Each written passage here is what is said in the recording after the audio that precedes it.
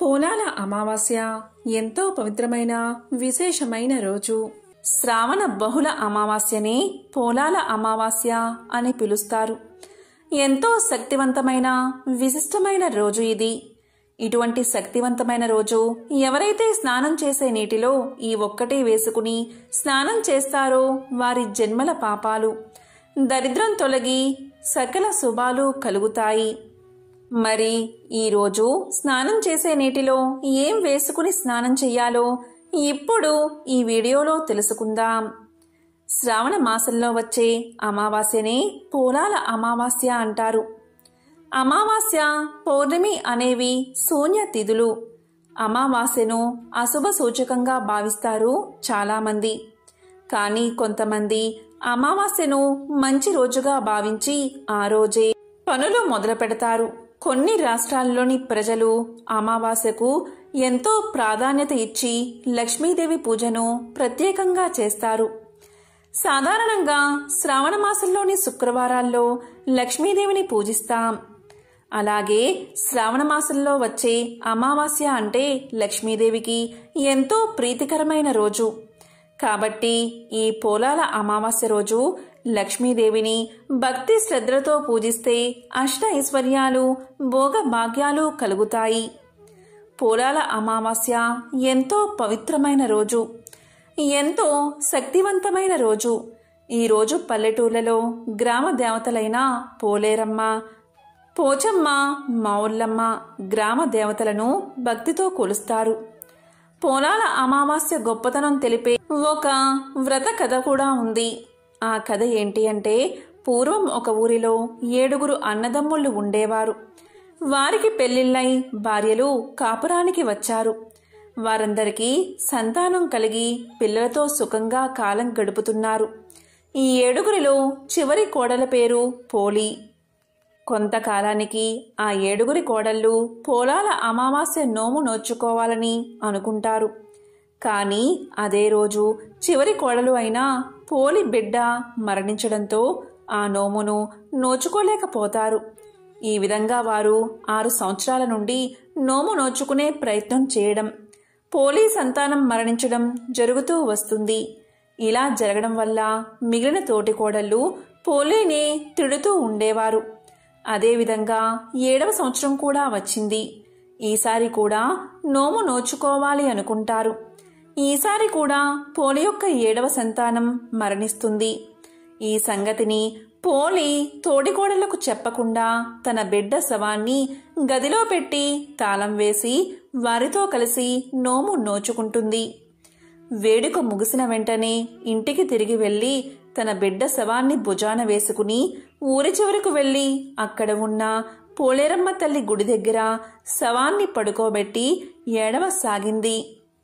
ఈ సంఘటన చూసిన పోలేరమ్మ తల్లి బాధపడి మారు వేషంలో వచ్చి పోలేకి కొన్ని అక్షింతలు ఇస్తుంది. ఇచ్చి ఇలా చెప్తుంది, ఓ పోలి, ఏడవకు. ఇంతకుముందు మరణించిన బిడ్డలను పూడ్చిన చోట ఈ అక్షింతలు చల్లి వారిని పేర్లతో పిలువు అని చెప్పి వెళ్ళిపోతుంది. అమ్మవారు చెప్పినట్లుగానే పోలి అక్షింతలను తన పిల్లలపై చల్లి పిలవగానే ఆ పిల్లలంతా బతికి వస్తారు.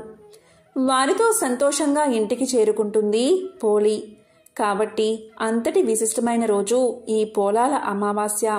ఈ రోజు ఎవరైతే పోలాల అమావాస్య నోము నోచుకుంటారో అలాంటి వారికి, సంతానం లేని వారికి సంతానం కలుగుతుంది. సంతానం ఉన్నవారికి ఆయురారోగ్యాలు కలిగి పిల్లలు అభివృద్ధిలోకి వస్తారు. ఈరోజు ఈ వ్రతంలో కంద మొక్కను, గడ్డను పూజలో ఉంచి వ్రతాన్ని ఆచరిస్తారు. పోలాల అమావాస్య రోజు ముఖ్యంగా గోమాతను పూజించడం, పోలేరమ్మను ఆరాధించడం, పితృదేవతలను పూజించడం, అలాగే ఎద్దును పూజించడం చేస్తారు. పురాణాల ప్రకారం ఒకసారి మహాశివుడు నందీశ్వరుడి సేవకు మెచ్చి ఎవరైతే శ్రావణ మాసంలో వచ్చే అమావాస్య రోజు నందీశ్వరుణ్ణి పూజిస్తారో, అలాగే గోమాతను పూజిస్తారో అటువంటి వారికి సకల ఐశ్వర్యాలు కలిగి వారింట్లో అన్ని శుభాలే కలుగుతాయని వరాన్ని ప్రసాదించాడు. కాబట్టి ఈరోజు గోమాతను దర్శించి 5 ప్రదక్షిణలు చేసి తోటకూరను, పచ్చగడ్డిని, నానబెట్టిన శనగలను తినిపిస్తే సకల అభీష్టాలు నెరవేరతాయని పురాణ వచనం. మహాభారతంలో పాండవులు ఏ పని మొదలుపెట్టినా అమావాస్య రోజే మొదలు పెట్టేవారు. అంతేకాదు, అమావాస్యకు అతీంద్రియ శక్తులు ఉంటాయని మన పెద్దలు చెప్తూ ఉంటారు. ఈరోజు చేసే జపం, దానం, లక్ష్మీదేవి ఆరాధన ఇలా ఏ పని చేసినా అధిక రెట్ల ఫలితం ఉంటుంది. యోగ సాధకులు ఇలాంటి రోజు కోసం ఎదురుచూసి మంత్ర సాధన చేస్తారు. పోలాల అమావాస్య రోజు ఎవరైతే లక్ష్మీదేవిని పూజించే సమయంలో ఈ ఒక్క మంత్రాన్ని జపిస్తారో వారికి అష్ట ఐశ్వర్యాలు, సిరి సంపదలు కలుగుతాయి. మరి ఆ మంత్రమేంటో ఇప్పుడు ఈ వీడియోలో తెలుసుకుందాం. ఓం హ్రీం శ్రీం క్రీం శ్రీం కుబేరాయ అష్టలక్ష్మి మమ గృహే ధనం పూరయ పూరయ నమః. ఓం హ్రీం శ్రీం క్రీం శ్రీం కుబేరాయ అష్టలక్ష్మి మమ గృహే ధనం పూరయ పూరయ నమః. ఈ శక్తివంతమైన మంత్రాన్ని పోలాల అమావాస్య రోజు ఉదయం 5 సార్లు, మధ్యాహ్నం 5 సార్లు, సాయంత్రం పడుకునే ముందు 5 సార్లు నియమంగా పఠించండి. అలాగే అమ్మవారి పూజ చేసేటప్పుడు జపించండి.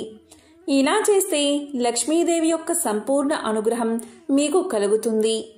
అలాగే ఈ పోలాల అమావాస్య రోజు పితృదేవతల ఫోటో ముందు నమస్కారం చేసి వారిని మనసులో స్మరించుకుంటే చాలు. సకల శుభాలు కలిగేలా పితృదేవతలు దీవిస్తారు. పితృదేవతలు దీవిస్తే వంశాభివృద్ధి కలుగుతుంది. ఎందుకంటే ప్రతి అమావాస్య రోజు పితృదేవతలు మన ఇంటికి వస్తారు. ఇలా వారిని మనం తలుచుకుంటే వారు సంతోషించి దీవించి వెళ్ళిపోతారు. పితృదేవతల దీవెన ఉంటే ఇంట్లో సకల శుభాలు కలుగుతాయి. ఆ ఇంట్లో సంతానం అభివృద్ధిలోకి వస్తుంది. చికాకులు, గొడవలు తొలగి మానసిక ప్రశాంతత ఏర్పడుతుంది.